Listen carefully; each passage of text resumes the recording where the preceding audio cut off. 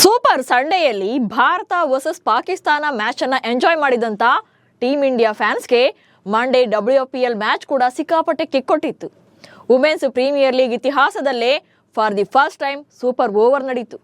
Bad luck ಏನಪ್ಪಾ ಅಂದ್ರೆ ನಮ್ಮ ರಾಯಲ್ ಚಾಲೆಂಜರ್ಸ್ ಬೆಂಗಳೂರು ಆಟಗಾರ್ತಿಯರು ಕೈಯಲ್ಲಿದ್ದ ಮ್ಯಾಚ್ನ ತಮ್ಮದೇ ತಪ್ಪಿಂದ ಕೈ ಚೆಲ್ಲಿಕೊಂಡ್ರು. ಕೊನೆಯ 2 ಓವರ್ಗಳು ಮತ್ತು ಸೂಪರ್ ಓವರ್ನಲ್ಲಿ ಸಿಕ್ಕ ಟ್ವಿಸ್ಟ್ ಎಂಥದ್ದು, ಮಂದಾನ ಮಾಡಿದ ತಪ್ಪೇ ಮುಳುವಾಯ್ತಾ? ಎಲ್ಲಿಸ್ ಪೆರ್ರಿ ಅನ್ನೋ ಸೂಪರ್ ಪವರ್ ವುಮೆನ್ ಬಗ್ಗೆ ಈ ವಿಡಿಯೋದಲ್ಲಿ ಮಾಹಿತಿಯನ್ನು ಕೊಡ್ತೇನೆ. ನಾನು ಶಾಂತ. ನೀವು ಸುದ್ದಿಯಾನದ ಸಬ್ಸ್ಕ್ರೈಬರ್ ಆಗೋದಕ್ಕೆ ಮರಿಬೇಡಿ.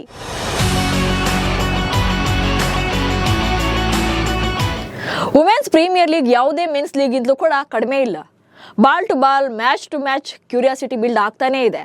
ಅದರಲ್ಲೂ ಕೂಡ ಸೋಮವಾರ ಬೆಂಗಳೂರಿನಲ್ಲೇ ನಡೆದಂತ ರಾಯಲ್ ಚಾಲೆಂಜರ್ಸ್ ಬೆಂಗಳೂರು ಮತ್ತು UP ವಾರಿಯರ್ಸ್ ನಡುವಿನ ಪಂದ್ಯವಂತೂ ರಣರೋಚಕವಾಗಿತ್ತು.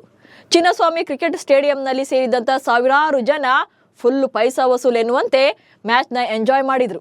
ಇನ್ನೇನು ನಮ್ಮ ಬೆಂಗಳೂರು ಗರ್ಲ್ಸ್ ಗೆದ್ದೇ ಬಿಟ್ರು ಅನ್ನುವಾಗ ಕ್ಲೈಮ್ಯಾಕ್ಸ್ನಲ್ಲಿ ರಿಸಲ್ಟೇ ಉಲ್ಟಾಪಲ್ಟಾ ಆಗೋಯ್ತು. ಸೂಪರ್ ಓವರ್ ಬಂದರೂ ಕೂಡ ಗೆಲುವು ಮಾತ್ರ ದಕ್ಕಲೇ ಇಲ್ಲ. RCB first batting, Ellis ಪೆರ್ರಿ power hitting. WPL ನಲ್ಲಿ ಇದೇ ಮೊದಲ ಬಾರಿಗೆ ಸೂಪರ್ ಓವರ್ ಅನ್ನ ಕಂಡಿದೆ. ಸೋಮವಾರ ಚಿನ್ನಸ್ವಾಮಿ ಕ್ರೀಡಾಂಗಣದಲ್ಲಿ ನಡೆದಂತ ಪಂದ್ಯದಲ್ಲಿ ಮೊದಲು ಬ್ಯಾಟ್ ಮಾಡಿದಂತ ಬೆಂಗಳೂರು ಆಟಗಾರ್ತಿಯರು ಉತ್ತಮ ಸ್ಕೋರ್ ಅನ್ನ ಕಲೆ ಹಾಕಿದ್ರು. ಬಟ್ ಈ ಮ್ಯಾಚ್ ನಲ್ಲಿ ಬೆಸ್ಟ್ ಪರ್ಫಾರ್ಮೆನ್ಸ್ ಕೊಟ್ಟಿದ್ದು ಇಬ್ರೆ, ಒಂದು ಡೇನಿ ವ್ಯಾಟ್ ಹೊಡ್ಜೆ ಮತ್ತು ಎಲ್ಲಿಸ್ ಪೆರ್ರಿ. ಉಳಿದವರೆಲ್ಲ ಸಿಂಗಲ್ ಡಿಜಿಟ್ಗೆ ವಿಕೆಟ್ ಅನ್ನು ಒಪ್ಪಿಸಿಯಾಗಿತ್ತು. ಡೇನಿ ವ್ಯಾಟ್ 57 ರನ್ ಬಾರಿಸಿದ್ರೆ ಎಲ್ಲಿಸ್ ಪೆರ್ರಿ UP ವಾರಿಯರ್ಸ್ ಅನ್ನ ಅಂದ್ರೆ ಆ ಬೌಲರ್ಗಳನ್ನ ಬೆಂಡೆತ್ತಿದ್ರು. 56 ಎಸೆತಗಳಲ್ಲೇ 9 ಬೌಂಡ್ರಿ, 4 ಸಿಕ್ಸರ್ಗಳ ಸಹಾಯದಿಂದ 90 ರನ್ ಕಲೆ ಹಾಕಿದ್ರು. ಈ ಮೂಲಕ RCB ಗರ್ಲ್ಸ್ 20 ಓವರ್ಗಳಲ್ಲಿ 6 ವಿಕೆಟ್ಗಳನ್ನು ಕಳ್ಕೊಂಡು 180 ರನ್ಗಳನ್ನು ಕಲೆ ಹಾಕಿತು. ಕೊನೆಯ 2 ಓವರ್ಗಳಲ್ಲಿ ಪಂದ್ಯದ ದಿಕ್ಕೇ ಬದಲಾಯಿತು. 181 ರನ್ಗಳ ಗುರಿ ಬೆನ್ನಟ್ಟಿದಂತ UP warriors top order batters ಯಾರು ಕೂಡ ಸೌಂಡ್ ಮಾಡಲಿಲ್ಲ. ಶ್ವೇತಾ ಸೆಹ್ರಾವತ್ 31 ರನ್ ಗಳಿಸಿದ್ರೆ ದೀಪ್ತಿ ಶರ್ಮಾ 25 ರನ್, ಕಿರಣ್ ನವಗೀರೆ 21 ರನ್ಗಳನ್ನು ಕಲೆ ಹಾಕಿದ್ರು. ಬಟ್ ಕೊನೆ 2 ಓವರ್ಗಳಲ್ಲಿ UP ಗೆಲ್ಲೋಕೆ 29 ರನ್ಗಳ ಅಗತ್ಯ ಇತ್ತು. ಆದರೆ 8ನೇ ಕ್ರಮಾಂಕದಲ್ಲಿ ಕಣಕ್ಕಿಳಿದಿದ್ದಂಥ ಸೋಫಿ ಎಕಲ್ಟನ್ಸ್ ಅವರು ಎಲ್ಲರ ಲೆಕ್ಕಾಚಾರಗಳನ್ನ ಉಲ್ಟಾಪಲ್ಟಾ ಮಾಡಿದ್ರು. ಕೊನೆಯ ಓವರ್ನಲ್ಲಿ UP ತಂಡದ ಗೆಲುವಿಗೆ 18 ರನ್ಗಳ ಅಗತ್ಯ ಇತ್ತು. RCB ಪರ ರೇಣುಕಾ ಸಿಂಗ್ ಬೌಲಿಂಗ್ ಎಳೆದಿದ್ರು. ಆದರೆ ಗೆಲ್ಲಲೇಬೇಕು ಅಂತ ಡಿಸೈಡ್ ಆಗಿದ್ದಂಥ ಸೋಫಿ ಹಿಂದೆ ಮುಂದೆ ನೋಡದೆ ಏರಿಯಲ್ ಶಾಟ್ಗಳನ್ನು ಬೀಸಿದ್ರು. ರೇಣುಕಾ ಸಿಂಗ್ ಎಸೆದ ಕೊನೆ ಓವರ್ನಲ್ಲಿ ಸೋಫಿ 2 ಸಿಕ್ಸರ್ ಹಾಗೆ 1 ಬೌಂಡ್ರಿ ಬಾರಿಸುವ ಮೂಲಕ ಪಂದ್ಯದ ಗತಿಯನ್ನೇ ಬದಲಿಸಿದ್ರು. ಬಟ್ ಲಾಸ್ಟ್ ಬಾಲ್ನಲ್ಲಿ ಗೆಲುವಿಗೆ 1 ರನ್ ಅಗತ್ಯವಿದ್ದಾಗ ಸೋಫಿ ಎಕಲ್ಸ್ಟನ್ ಅವರು ರನ್ಔಟ್ ಆಗೋ ಮೂಲಕ UP ತಂಡ ಕೂಡ 20 ಓವರ್ಗಳಲ್ಲಿ 180 ರನ್ಗಳಿಗೆ ಆಲ್ಔಟ್ ಆಯಿತು. ಅಲ್ಲಿಗೆ ಮ್ಯಾಚ್ ಟೈ ಆಯಿತು. ಸೂಪರ್ ಓವರ್ನಲ್ಲಿ ಪೆರ್ರಿ ಬಿಟ್ಟು ಸ್ಮೃತಿ ಬಂದಿದ್ದೇ ತಪ್ಪಾಯಿತು. ಸೂಪರ್ ಓವರ್ಸ್ ಅಂತ ಬಂದಾಗ ಫಸ್ಟ್ ಪ್ರಿಫರೆನ್ಸ್ ಆ ಮ್ಯಾಚ್ನಲ್ಲಿ ಇಂಪ್ರೆಸಿವ್ ಇನ್ನಿಂಗ್ಸ್ ಆಡಿದವರಿಗೆ ಕೊಡಬೇಕು. ಈ ಕೆಲಸವನ್ನು ಅಚ್ಚುಕಟ್ಟಾಗಿ ಮಾಡಿದ್ದು UP ವಾರಿಯರ್ಸ್. ಟೈ ಬಳಿಕ ಸೂಪರ್ ಓವರ್ನಲ್ಲಿ UP ವಾರಿಯರ್ಸ್ ತಂಡ ಮೊದಲು ಬ್ಯಾಟಿಂಗ್ ಅನ್ನ ಮಾಡಿತು. ಬೆಂಗಳೂರು ಪರ ಕಿಮ್ ಗ್ರಾತ್ ಬೌಲಿಂಗ್ ಮಾಡಿದ್ರೆ UP ಪರ 3ಕ್ಕೆ 3 ಕೂಡ ವಿದೇಶಿ ಪ್ಲೇಯರ್ಸೇ ಕಣಕ್ಕಿಳಿದ್ರು. ಬಟ್ ಸೂಪರ್ ಓವರ್ನಲ್ಲಿ 2 ವೈಡ್ ಸೇರಿ 8 ರನ್ ಕೊಟ್ಟ ಗ್ರಾತ್ 1 ವಿಕೆಟ್ನು ಕೂಡ ಕಬಳಿಸಿದ್ರು. ಸೊ ಅಲ್ಲಿಗೆ ಬೆಂಗಳೂರು ಸೂಪರ್ ಓವರ್ನಲ್ಲಿ ಗೆಲ್ಲೋಕೆ 9 ರನ್ಗಳ ಅಗತ್ಯ ಇತ್ತು. RCB ಪರ ಸೂಪರ್ ಓವರ್ ಚೇಸ್ಗೆ ರಿಚಾ ಘೋಷ್, ಸ್ಮೃತಿ ಮಂದಾನ ಹಾಗೆ ಎಲ್ಲಿಸ್ ಪೆರ್ರಿ ಎಂಟ್ರಿ ಕೊಟ್ರು. ಸ್ಮೃತಿ ಜೊತೆ ರಿಚಾ ಘೋಷ್ ಬ್ಯಾಟಿಂಗ್ ಗೆಳಿದ್ರು. ಬಟ್ ಬೆಂಗಳೂರು ಫಸ್ಟ್ ಮಿಸ್ಟೇಕ್ ಇಲ್ಲೇ ಮಾಡಿದ್ದು. ನಿನ್ನೆ ಮ್ಯಾಚಲ್ಲಿ ಎಲ್ಲಿಸ್ ಪೆರ್ರಿ 9 4 ಮತ್ತು 3 ಸಿಕ್ಸರ್ ಬಾರಿಸಿದ್ರು.